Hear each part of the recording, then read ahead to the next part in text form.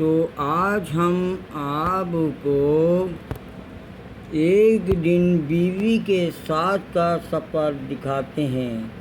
آج کی صبح کا آغاز ہماری ہوتا ہے۔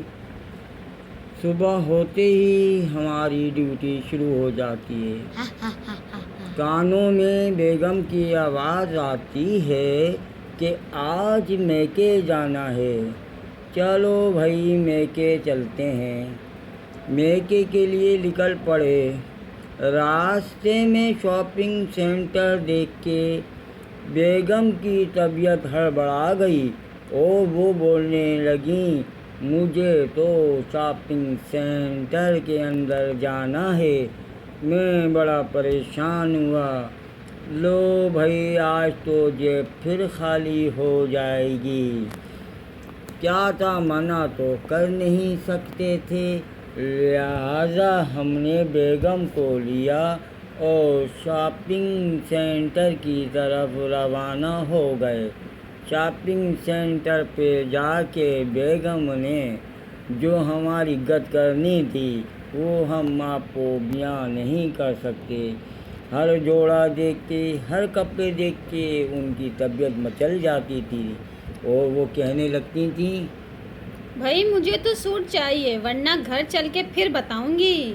اب بتائیے، جب عورت آخر میں جملہ بول دے کہ گھر چلیں پھر بتاؤں گی تو پورا دن بھیا ڈپریشن میں گزر جاتا ہے۔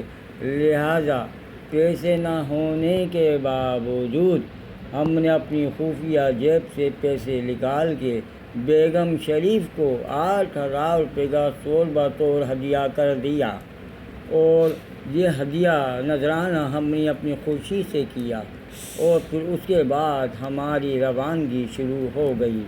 یہ ایک دن کا سفر ہمیں یاد ہے، بہت اچھی طریقے سے یاد ہے۔ آگے چل کے تھوڑی ہی دور جا کے بیگم کی ناک میں بریانی کی خوشبو آ گئی اور بریانی کا نام سنتے ہی بیگم مچل گئیں اور کہنے لگیں، بھائی مجھے تو بریانی کھانی ہے۔ لو بھائی، اب یہ ایک نئی فرمائش جنم لے چکی تھی۔ کیا کریں بھائی، چلیں آئیں ہم آپ کو بریانی کھلاتے ہیں۔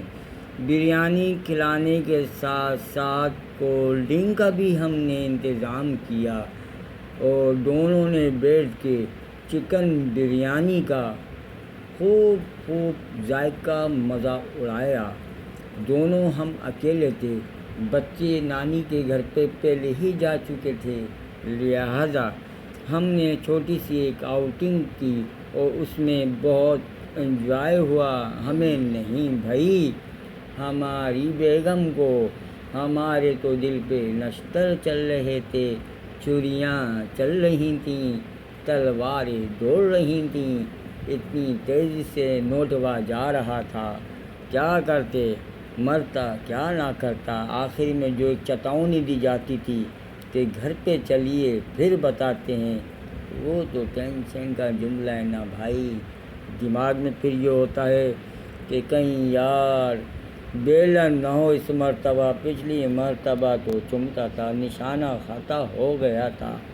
بہرحال اب سفر ہمارا گامزن ہوا میکے کی طرف، بیگم کے گھر کی طرف رواں دواں یہ قافلہ ہمارا بائک پہ جا رہا ہے۔ بائک پٹ پٹی جو ہماری ہے وہ اڑتی چلی جا رہی ہے اور ہمیں منزل کی طرف دھکیل رہی ہے، اور ہم تو پیٹرول کے ریٹ دیکھ کر بھی بڑے حیران ہیں بھیا۔ روز پیٹرول بڑھ رہا ہے، 320 321 تک کا پیٹرول ہو چکا ہے۔ ہم نے سوچا کیوں نہ اسی پیٹرول میں تھوڑی آؤٹنگ بھی ہو جائے۔ میکے جانے کے بعد تو سلوا ہماری گاڑی لے لیتا ہے بھائی، اور پھر وہ راؤنڈ پہ راؤنڈ جب مارتا ہے نا تو مت پوچھیے، ٹنکی پوری ہی خالی ہو جاتی ہے، ایسا لگتا ہے کپڑا ڈال کے کپڑے کو نچوڑا ہو ٹنکی کے اندر۔ بہرحال اب ہم آپ کو بتاتے ہیں اس راستے کا، جس راستے پہ ہم گامزن ہیں۔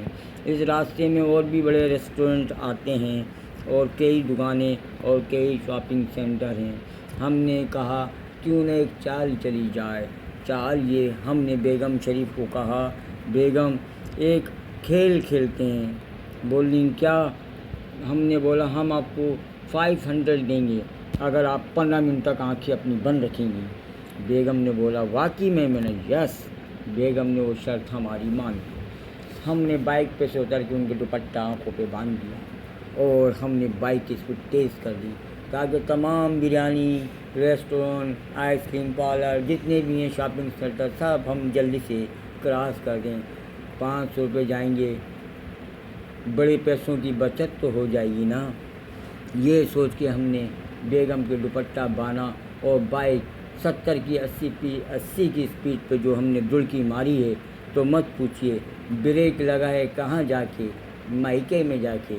وہیں گاڑی روکی اور بیگم کو 4 منٹ 38 سیکنڈ کا ٹائم دیا تھا, وہ پورا مکمل ہوا. یہی ٹائم تھا.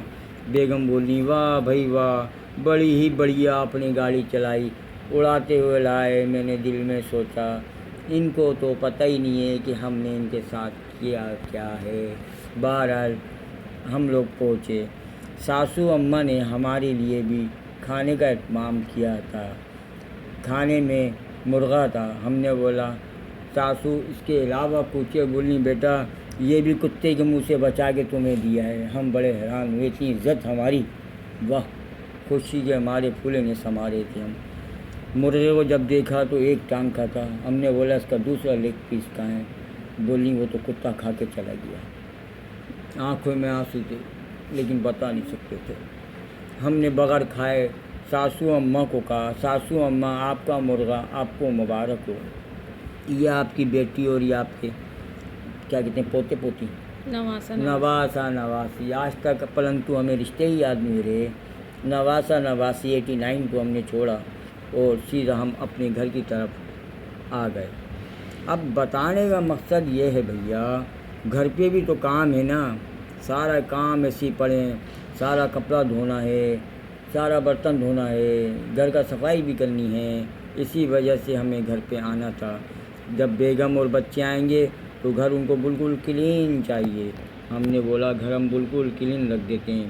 لو اب بھائی ہم گھر پہ پہنچنے والے ہیں اور پہنچ کے یہ سارے کام نپٹائیں گے.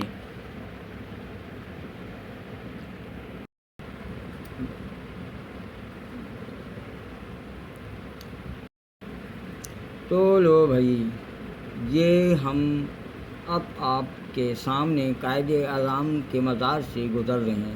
یہ ہے بابائے قوم بابائے ملت محمد علی جناح قائد اعظم, جو ہمارے فاؤنڈر آف پاکستان ہیں, عظیم لیڈر ہیں, جنہوں نے ہمیں ایک آزاد ملک فراہم کیا ہے جو ہم آزادی کے ساتھ جیتے ہیں.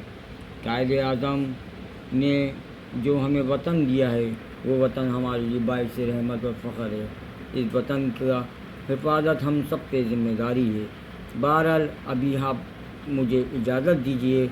اللہ حافظ. اللہ حافظ. اللہ حافظ.